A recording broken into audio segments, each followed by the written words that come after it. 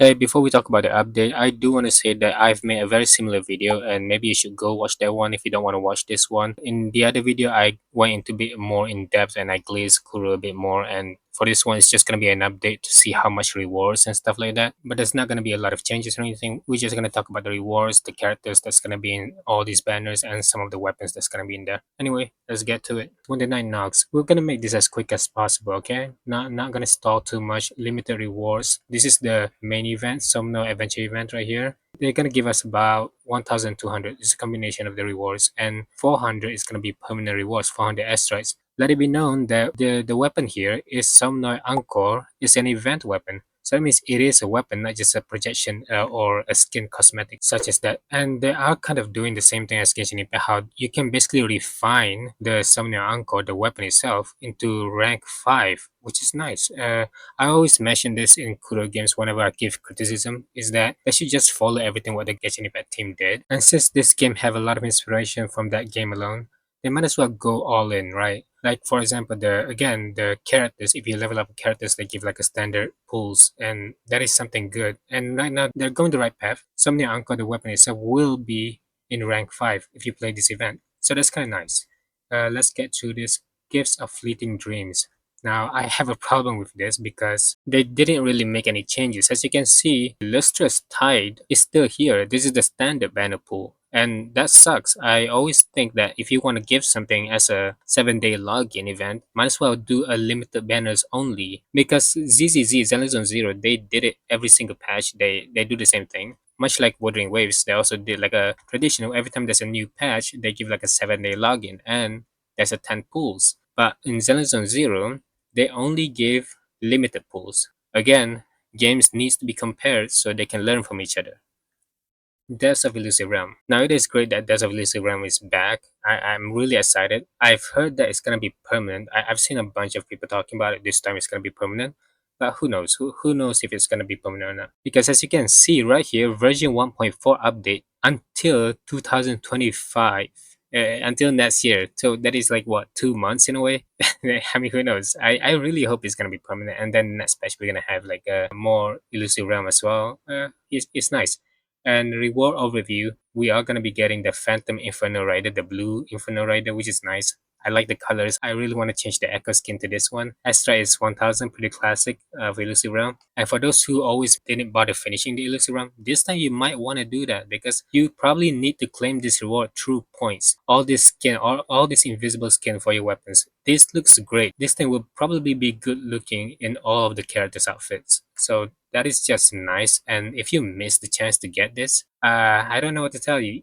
You should probably play the Illusive Realm this patch. And we have the Beyond the Waves feature exploration event. This is just an exploration event. It seems like it's gonna be very easy to get done. Probably some side quests and all that stuff. It's not the best. It's not the worst. It is a filler event type of thing, but the rewards are nice. There's a 400 airstrikes. It's very similar to the Lolo campaign. If you don't know the Lolo campaign, it's the spinning wheel thing. You do every day. You get a tickets and then you do a spinning wheel, and sooner or later you will be getting all the rewards either way. Much like Lolo campaign, the rewards are pretty much the same as well. 400 airstrikes and 5 lustrous tides, which is nice. We are lacking lustrous tide in this game, so they need to give more. Alright, and so the next one is gonna be Tactical Simulacra, another combat event. Always love the combat event. 600 airstrike, pretty good, pretty good. The thing is that I only mentioned this because last time they didn't mention how much airstrike we'll be getting, and right now they are mentioning it, which is nice. And I really have to make this video because of that. 240 airstrike. I don't know why this is so less compared to the other airstrikes that we'll be getting. Pioneer Association. Really don't know. I think it's a very new event. We don't really get a glimpse of this event just yet.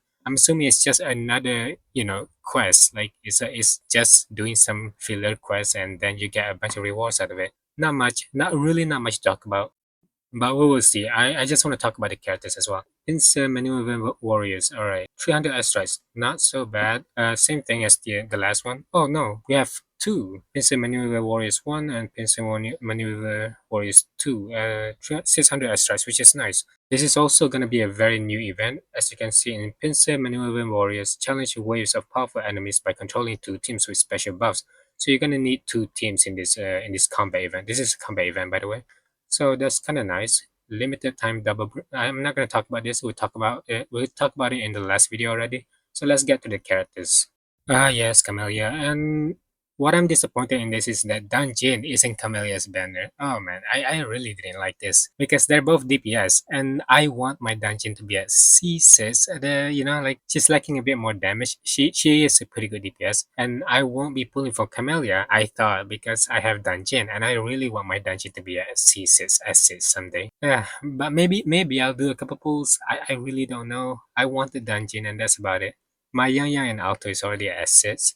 So this is really tough. And right now, the current Tower of Adversity, you need Havoc, and that is just wow. Okay, it's not that I'm not fully expecting it. I know that it's gonna happen sooner or later, but still, Dungeon. I mean, my dungeon is not fully built yet. And Havoc Rover, I really hope that Havoc Rover Dispatch will get to S6 because you know full well right now we're only stuck at S3 and there's not really a lot of rumors or leaks talking about the Rover, which is sucks. I need more information about the Rover because the Rover is a really cool character and without the full potential it's lacking a bit more. But still, the Rover herself or him, either way, they do a lot of damage. They really do, and we need Rover assets. Nonetheless, I won't be pulling for Camellia. It's very it's very difficult. Still, they didn't really talk about the red string. The stats. I think there is a stats of the red string already. But let me talk about the weapon that's gonna be the fusion accretion is gonna be with the red strings banner, the weapon for Camellia. This fusion accretion thing, I really wanted it because it's really good for a lot of characters, much like Yin Lin, if you don't have a weapon, can even be used for Verena, and I believe even Anko can use this as well. It's just a really good weapon, and too bad because I won't be pulling for Camellia. I definitely won't be going for her weapon as well, and this is a huge skip for me, unfortunately. I wish you good luck. I really do. If those of you that pull for Camellia, really truly good luck. She is a very good looking character. Her design is top tier, and I like the trailer that they gave her that show us that her hair can turn into red.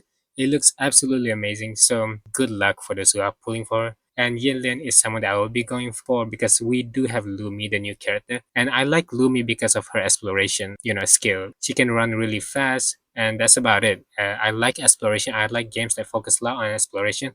And I'm gonna be pulling at least one time just for Lumi. Now, some of us already have Shang Liao. Unfortunately, for those who miss and are new players, you might want to get Shang Liao if you're getting Yinlin. I don't know. I really don't know. Like you guys are gonna have like a huge dilemma who you are gonna be pulling for because Yinlin give like a lot of resonance liberation on the damage bonus for Shang Liao, and Shang Liao scale of resonance liberation, like his damage will increase really huge increase if you have Yinlin with him.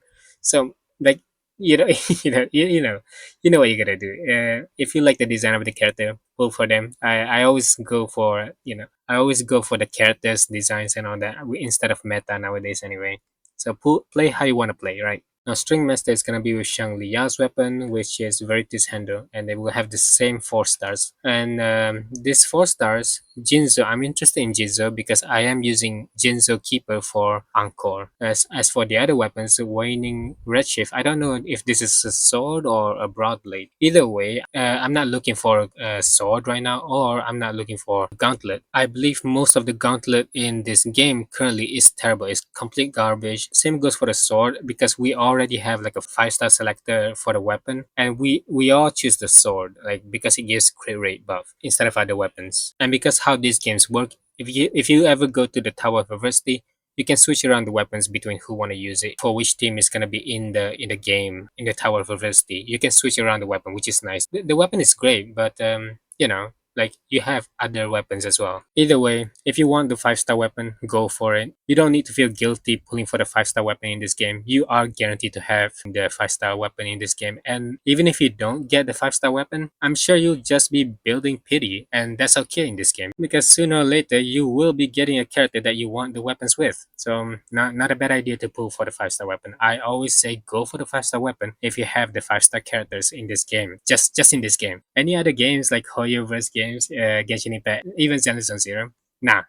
Please don't go for the weapon. Even Honkai Star Rail, don't go for the weapon. It's just in Kuro games. It's just in Wuthering Waves. We have this 100% guarantee if you pull for the weapon. What is this? Resonator trial event? Not gonna bother with it. And I believe that's about it.